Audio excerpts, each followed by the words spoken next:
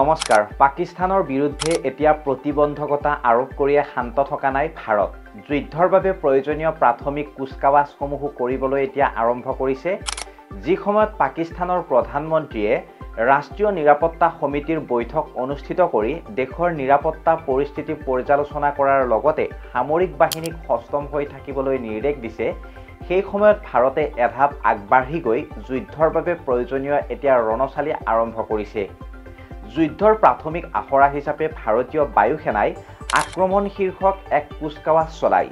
ভাৰতৰ অত্যাধুনিক যুদ্ধ বিমান ৰাফেলৰ জৰিয়তে বায়ুসেনা বাহিনীয়ে কেৱল পাকিস্তান সীমান্ততে ৰণচালি সীমাবদ্ধ ৰখা নাই আৰু দেশৰ পূব প্ৰান্ততো এতিয়া বায়ুসেনাৰ যুদ্ধৰ আখৰা অব্যাহত আছে বুলি জানিব পৰা গৈছে। বায়ুসেনা বাহিনীয়ে প্ৰকাশ কৰা মতে দেশৰ পশ্চিম প্ৰান্তত অনুষ্ঠিত হাৰিয়ানাৰ আম্বালাত থকা বায়ুসেনাৰ ঘাটিৰ সৈতে এতিয়া ভূটান তথা অসমৰ সৈতে সংলগ্ন সীমান্তত অৱস্থিত পশ্চিমবংগৰ হাছিমাৰাত থকা বায়ুসেনা বাহিনীৰ ঘাটিৰ পৰা দুখনকৈ ৰাফেল যুদ্ধ বিমান প্ৰায় একে সময়তে আকাশলৈ উৰা মাৰে বুলিও জানিব পৰা যায়। এই যুদ্ধ বিমান দুখনে আকাশমাৰ্গত যথেষ্ট সময় ধৰি যুদ্ধৰ কুচকাৱাজ চলায়। বায়ুসেনা বাহিনীৰ মতে এয়া আছিল আক্ৰমণ শীৰ্ষক যুদ্ধৰ আখৰা। বায়ুসেনাই লগতে এই কথাও কয় যে তেওঁলোকৰ লগত থকা যুদ্ধৰ আহিলাসমূহ ইতিমধ্যে দেশৰ বিভিন্ন প্ৰান্তত থকা বায়ুসেনাৰ ঘাটিসমূহলৈ প্ৰেৰণ কৰা হৈছে। অৰ্থাৎ দেশৰ প্ৰতিটো বায়ুসেনাৰ ঘাটিকে এতিয়া যুদ্ধৰ বাবে সাজু কৰি তোলা হৈছে। মন কৰিবলগীয়া যে পাকিস্তানৰ সৈতে সংলগ্ন দেশৰ পশ্চিম সীমান্তৰ লগতে পূব প্ৰান্ততো চলোৱা এই যুদ্ধৰ আখৰাই বিশেষ তাৎপৰ্য বহন কৰিছে। ইতিমধ্যে শেহতীয়াকৈ দেশৰ পূব প্ৰান্তত অৱস্থিত বাংলাদেশে ভাৰতৰ সৈতে থকা পূৰ্বৰ সুসম্পৰ্ক ছেদ কৰি পাকিস্তানৰ প্ৰতি তেওঁলোকৰ সম্ভাৱ প্ৰকাশ কৰিছে। ৰাষ্ট্ৰখনত থকা মহম্মদ ইউনিছ নেতৃত্বাধীন ভাৰপ্ৰাপ্ত চৰকাৰখনে ভাৰতৰ সলনি পাকিস্তানৰ লগতহে বন্ধুত্ব কৰাত অধিক আগ্ৰহী। এতিয়া এনে এক সময়ত ভাৰতে পূব প্ৰান্তত চলোৱা যুদ্ধৰ আখৰাৰ জৰিয়তে বাংলাদেশলৈকো কঠোৰ বাৰ্তা প্ৰেৰণ কৰা বুলি ধাৰণা কৰিব পাৰি। ইফালে বায়ুসেনা বাহিনীৰ যুদ্ধৰ আখৰাৰ উপৰি স্থলসেনা আৰু নৌসেনা বাহিনীক সতৰ্ক হৈ থাকিবলৈ এতিয়া কেন্দ্ৰই নিৰ্দেশ দিছে।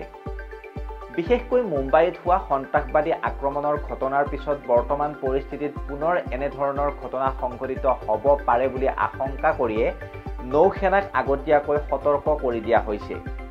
ইয়াৰ বাহিৰেও সেনা বাহিনীৰ সীমান্ত এলেকাত থকা প্ৰতিটো শিবিৰক যিকোনো পৰিস্থিতিৰ বাবে সাজু হৈ থাকিবলৈ কোৱা হৈছে। গতিকে আপোনালোকে কি ভাবে এই ভিডিঅ'টোৰ কমেণ্ট ছেকশ্যনত কমেণ্ট কৰি যাব।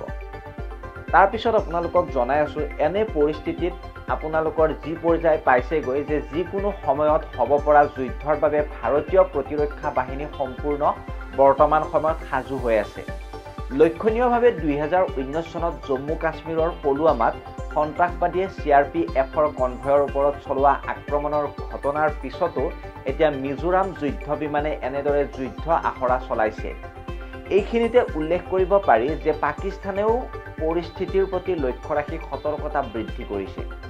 দেশখনে সীমান্ত এলেকাসমূহলৈ সেনাৰ অধিক জোৱান প্ৰেৰণ কৰা বুলিও জানিব পৰা হৈছে বা জানিব পৰা গৈছে তেওঁলোকৰ পৰা। গতিকে আপোনালোকে আপোনালোকৰ মতামতবিলাক জনাব। যিকোনো মুহূৰ্ততে এতিয়া যুদ্ধ হ'ব পাৰে ভাৰত পাকিস্তানৰ। আপোনালোকে আপোনালোকৰ যিবিলাক মতামত সেই মতামতবিলাক একেবাৰে এই ভিডিঅ'টোৰ কমেণ্ট ছেকশ্যনত দাঙি ধৰিবলৈ নাপাহৰিব। এইটো আছিল এটা শেহতীয়া আপডেট আপোনালোকৰ বাবে। যদি ভাল লাগিলে ভিডিঅ'টো শ্বেয়াৰ কৰিব আৰু আপোনালোকে যদি চেনেলটো এতিয়ালৈকে ছাবস্ক্ৰাইব কৰা নাই ছাবস্ক্ৰাইব কৰি থ'ব আৰু ফেচবুকত চাই থকাখিনিয়ে আমাৰ এই পেজখন ফ'ল' কৰি থৈ যাবলৈ নাপাহৰিব। ধন্যবাদ। জয় অসম।